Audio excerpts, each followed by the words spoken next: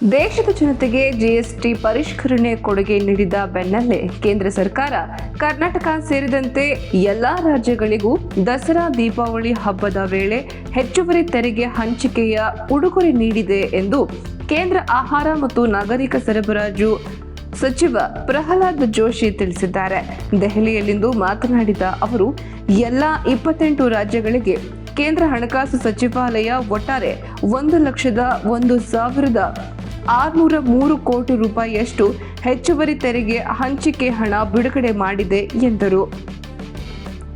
ದಸರಾ ದೀಪಾವಳಿ ಹಬ್ಬಗಳ ಋತುವಿನಲ್ಲಿ ಕೇಂದ್ರ ಸರ್ಕಾರ ಮಹತ್ವದ ನಿರ್ಣಯ ಕೈಗೊಂಡಿದೆ. ಎಲ್ಲ ರಾಜ್ಯಗಳಿಗೂ ನೆರವಾಗುವಂತೆ ತೆರಿಗೆ ಹಂಚಿಕೆಯ ಒಂದು ಮುಂಗಡ ಕಂತು ಬಿಡುಗಡೆ ಮಾಡಿದೆ. ಇದರಲ್ಲಿ ಕರ್ನಾಟಕಕ್ಕೆ 3,705 ಕೋಟಿ ರೂಪಾಯಿ ಹೆಚ್ಚುವರಿ ತೆರಿಗೆ ಪಾಲನ್ನ ಒದಗಿಸಲಾಗಿದೆ ಎಂದು ಮಾಹಿತಿ ನೀಡಿದ್ದಾರೆ. ಅಕ್ಟೋಬರ್ 10ರಂದು ಬಿಡುಗಡೆ ಆಗಬೇಕಾದ ಸಾಮಾನ್ಯ ಮಾಸಿಕ ಹಂಚಿಕೆ ಜೊತೆಗೆ ಈ ಹೆಚ್ಚುವರಿ ತೆರಿಗೆ ಪಾಲಿನ ಹಣವು ಬಿಡುಗಡೆಯಾಗಲಿದೆ. ರಾಜ್ಯ ಸರ್ಕಾರಗಳು ಅಭಿವೃದ್ಧಿ ಕಾರ್ಯಗಳಿಗೆ ಈ ಹಣವನ್ನು ಬಳಸಿಕೊಳ್ಳಬೇಕು ಎಂದು ಸಲಹೆ ನೀಡಿದ್ದಾರೆ.